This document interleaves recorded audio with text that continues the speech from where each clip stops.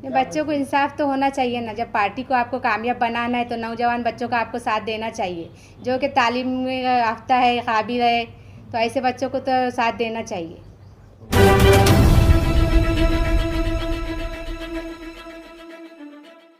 आज आपकी press conference बुलाने की वजह क्या है, क्या कहना चाहते हैं? अस्सलाम वालेकुम। मैं सैयद सलाउद्दीन हूँ। मुझे शहर में कुछ हद तक के लोग जानते हैं। मुझे ये इसलिए आना पड़ा है सामने कि शहर में जो है तो कुछ वीडियो वगैरह आ रहे हैं कि जिसके पस मंज़र बताया जा रहा है कि ये जो हरकत है, ये हरकत जो है किसने मिल के किया, किसने नहीं मिल के किया, इसे जोड़ा जा रहा है। मेरी आने की वजह यह है आपके सामने कि मैं ये बात आपके सामने इसीलिए कर रहा हूँ कि असदुद्दीन अवैसी साहब जो है हमारे एमआईएम के पार्टी प्रेसिडेंट है। वो असदुद्दीन अवैसी साहब यहाँ पर इम्तियाज़ जलील साहब के वालदा को पुरसा देने के लिए इम्तियाज़ जलील साहब के पास आए थे। अब जैसे ही वो उनका काफ़िला निकला गाड़ियों का, उनके पीछे मैं भी निकला। उनकी गाड़ी के पीछे मैंने गाड़ी लगा के चल रहा था। उसी दौरान हमारे ज़िला अध्यक्ष, जो कि मैं उनकी ज़िला अध्यक्ष हमेशा उन्हें सदर साहब कहता था, जो मुझे काफ़ी अच्छे से जानते हैं, उन्होंने डायरेक्ट मेरी गाड़ी के आंख पे गाड़ी डाली, गाड़ी को डैश मारा उन्होंने। मैंने कहा, झाँक के देखा, मैं बोला यार ये तो ज़िला सदर की गाड़ी है। मैंने अपनी गाड़ी को रोक लिया। मैंने उनके काफ़िले को आगे बढ़ने दिया। उसके बाद मैं पीछे पीछे चलने लगा। अब जब मैं चलने लगा, मैं असद साहब के पास, वहाँ मुझे पता नहीं था वो ताज होटल के पास जा रहे हैं। मैं उनके पीछे पीछे चल रहा था। जैसे असद साहब की गाड़ी ताज होटल की में गई, मैं भी गया।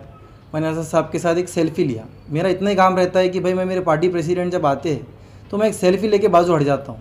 और मैं मजलिस का सिपाही हूँ, अदना सिपाही हूँ। मैं काम करता हूँ। और हर हाल में जब से मजलिस आई है, मैंने ज़िंदगी में पहली बार लॉकअप मेरे वालदा मेरे वालिद को नाराज़ करके अगर देखा हो तो मजलिस के लिए पहली बार मैंने ज़िंदगी में लॉकअप देखा हूँ, जो हमारे इम्तियाज़ जलील साहब जब आमदार बन रहे थे। तो मैंने ये जो बुलाने की वजह है आपकी प्रेस कॉन्फ्रेंस, जो ये मुझे ये बोलना है कि ये जो है तो इसका पार्टी का जो छवि है, पार्टी की छवि ख़राब ना करे। ये हमारा व्यक्तिगत मामला है। मुझे जो है तो जान से मारने की साजिश कोशिश की गई थी और कुछ लोगों ने कहा कि भाई चलो अपना पार्टी का मामला है, वहाँ मिल लेते, ख़त्म कर देते। मैंने बोला चलो बहुत अच्छी बात है। ज़िला सदर साहब को मैंने बोला कि भाई ठीक है, ख़त्म कर देते हैं। मैंने उनसे माफ़ी तलाफ़ी किया। मैं जब निकला वहाँ से तो मुझे अंदाज़ा हुआ कि सोहेल पार्टी, इन्होंने जो है तो मेडिकल किया।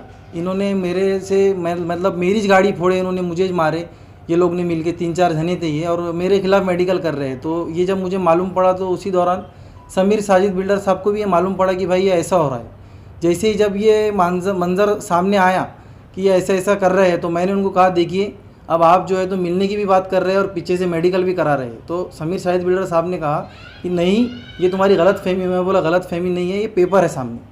अब मैं ये 4 लोग जो आए थे मुझे जान से मारने, जो 20-25 जने, जो जैसे मैं ताज होटल से निकला मुझ पे हमला किया, और मैं बोला मुझे जान को ख़तरा है, मुझे नींद नहीं आएंगी, मुझे 4 लोगों के नाम लिखा के जाने दीजिए। तो उन्होंने मुझे बोला कि नहीं भाई तुम ऐसा मत करो, अपन मिल लिया, अपन ख़त्म कर लिया। मैं बोला ख़त्म कर देंगे अपन, लेकिन जो उन्होंने पीछे से मेडिकल कराए मेरे पे, अभी आज भी उन्होंने झूठा चैप्टर केस दाखिल करा डाले। तो मतलब ये आज मेरी आने की वजह यही है कि मुझ पर आप बोलते कि मैं मजलिस का साथी हूँ, मिल ले रहे आप, मैं भी आपसे मिल ले रहा, लेकिन आप पीछे से क्या कर रहे, झूठे केसेस कर रहे और किसी को भी बदनाम कर रहे आप। पार्टी के बड़े बड़े जिम्मेदार हमारे इम्तियाज़ जलील साहब रहो कि गफ़ार खादरी साहब रहो, इनकी कुर्बानियाँ बड़े बड़े, मैं कारंजे तक जाके आया कि ये लोग जो है तो अपने जेब के पैसों से, जेब के माल से अपने पार्टी के लिए काम कर रहे हैं। उसी तरह मैं उनको देख के इंस्पायर होके मैं अपनी पार्टी का काम कर रहा हूँ। अगर ये पार्टी का काम करना मेरी कोई गलत बात है तो आप बताइए मुझे। सर, जैसा अभी आपने कहा कि झगड़ा हुआ, मुझे जान के मारने की कोशिश की गई, सारी बातें सामने आई। मेरा सीधा सवाल आपसे ये है कि उसी असला में आपने डॉक्टर गफ्फार खादरी साहब से, इम्तियाज़ साहब से बातचीत की कि साहब आप बड़े हैं, वरिष्ठ हैं, ज़रा मामले को देखिए।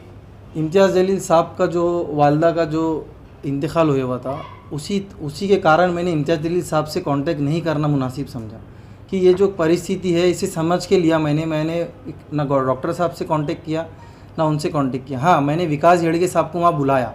विकास येड़गे साहब आप आइए, ये पेपरबाजी कर रहे हैं, सामने से मिल रहे हैं और पीछे से मुझे जो है तो ये बोल रहे हैं कि पेपर मेडिकल करा रहे हैं, केस करा रहे हैं बोल रहे हैं, और सामने से मिल रहे हैं। तो जब विकास येड़गे साहब पहुँचे, जब मैं लिखा रहा था, उन्होंने मुझे उठ के बाहर निकाले। ये जो मुझे मारने वाले लोग थे, उन्होंने बोले बाहर आ जाइए, बोले अपन बात करते। फिर जब उन्होंने उस दौरान बात करने लगे तो मुझे बोला कि भाई तुम्हारा जाके लिखा लो अंदर। मैं जब लिखने गया तो तो इनकी कुछ बाहर जो है तो हुज्जत पंचायत और इनकी जो झगड़े की आवाज़ें मुझे आने लगी। और जब मैं जैसे उठने लगा तो मुझे पहली बात, मैं जब कंप्लेन लिखा रहा तो पुलिस वाले मेरी कंप्लेन नहीं ले रहे। वो बोल रहे कि हमारा प्रिंटर बंद है, आपको क्यों रे, कैसा आ गया तू यहाँ, तेरा क्या है, चल बाहर निकल, मुझे इस तरह की बात कर रहे हैं। और मैं बोल रहा हूँ कि साहब हमारा ये आपस का मसला था, हमने ख़त्म कर दिया था। फिर आप ये जो सोहेल नाम का लड़का आपके पास आया, आप इसकी शिकायत दर्ज क्या कर बेस पे कर रहे हैं। इन्होंने मुझे कहा कि अपन ने बाहर मिल लिए, मेरी गाड़ी पे हमला कर रहे, मुझे ही मार रहे, मेरी कांच फोड़ रहे। हाँ भाई, आपका जो है जिला सदर है, आपकी गाड़ी आगे रहना चाहिए, इसमें कोई शक नहीं। लेकिन ये जो है मौता का मामला था, कोई पार्टी प्रोटोकॉल नहीं था, ना पार्टी के हिसाब से साहब आए थे। हमारा क्या काम है, हम एक सेल्फी लेते बाजू हट जाते। लेकिन जो आपने जो इसको रंग दे दिया कि ऐसा हो रहा, इसी के साथ जोड़ रहे, आप उसको जोड़ रहे, इसको जोड़ रहे, ये गलत बात है। आपने जो किया आपको मालूम और मुझे मालूम, ये व्यक्तिगत मामला है। आप मुझ पे झूठे केस हटाइए, आपने ये झूठा करा है और मैं हक पे हूँ। आपने मुझे मारा, आपने सब करा, सीसीटीवी है वहाँ ताज होटल के बाहर IHM के सामने, फिर भी मैं इतने दिन चुप रहा। लेकिन आप लोग ये वीडियो बना रहे, पार्टी को बदनाम कर रहे हैं। पार्टी को बदनाम करने का मत करिए। मजलिस अपने लिए सबसे पहले मजलिस इत्तेहादुल मुस्लिमीन है, बाद में सब है। मेरे वालदा मेरे वालिद मैसेजेस डाल रहे हैं, कुछ वीडियो बना रहे हैं लोग, पार्टी को बदनाम करने की साजिश चल रही है। मेरा आपको लोगों को बुला के ये मकसद है कि मजलिस इत्तेहादुल मुस्लिमीन पार्टी जो है इसको बदनाम ना करे। हम सब एक है और हमारा एक ही प्लेटफॉर्म है, हमारा एक ही है, हमारा बैरिस्टर असदुद्दीन अवैसी, अकबरुद्दीन अवैसी। हमारा कोई ऐसा गढ़बाजी नहीं है और पार्टी का ये व्यक्तिगत मामला हमारा है, पार्टी का मामला नहीं है ये। आप क्या सोच रहे हैं कि मजलिस इत्तेहादुल मुस्लिमीन जिला अध्यक्ष, युवा अध्यक्ष और हमारे अध्यक्ष से चल रही है?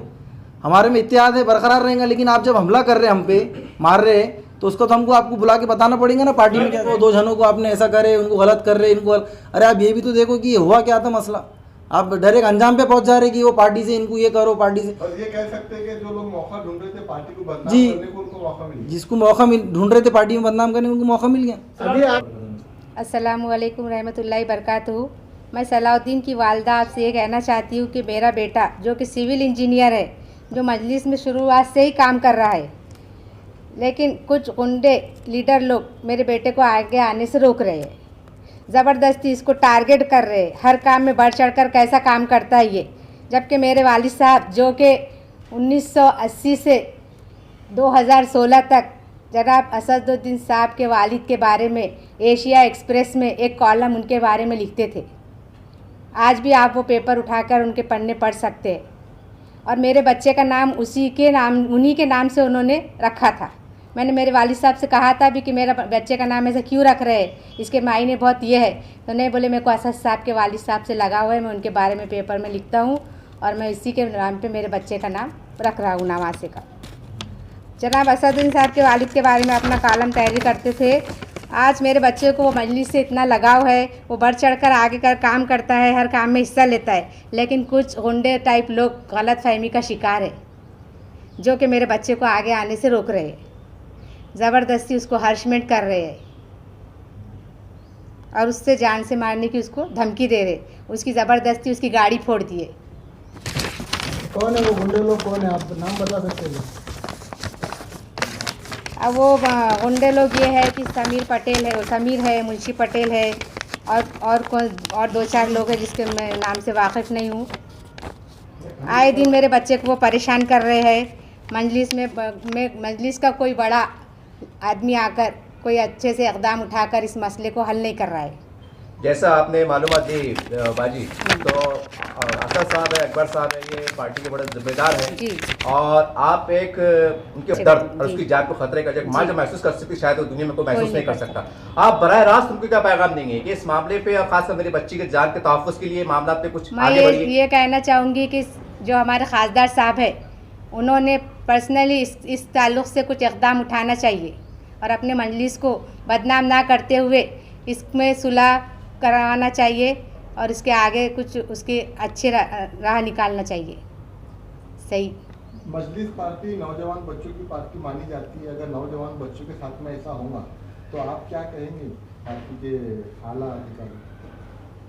जी, आला हाईकमान से क्या कहेंगे आप पार्टी के सदस्य? नौजवान बच्चों के साथ अगर इस क्या तरीके की अपील करेंगे हरकत इंसाफ होगी की? पार्टियों में, तो बच्चे कैसे काम करेंगे? बच्चों को इंसाफ तो होना चाहिए ना। जब पार्टी को आपको कामयाब बनाना है तो नौजवान बच्चों का आपको साथ देना चाहिए, जो कि तालीम में याफ्ता है, काबिल है, तो ऐसे बच्चों को तो साथ देना चाहिए। आपका पूरा नाम बता दीजिए। मेरा नाम आरिफा बसरी है।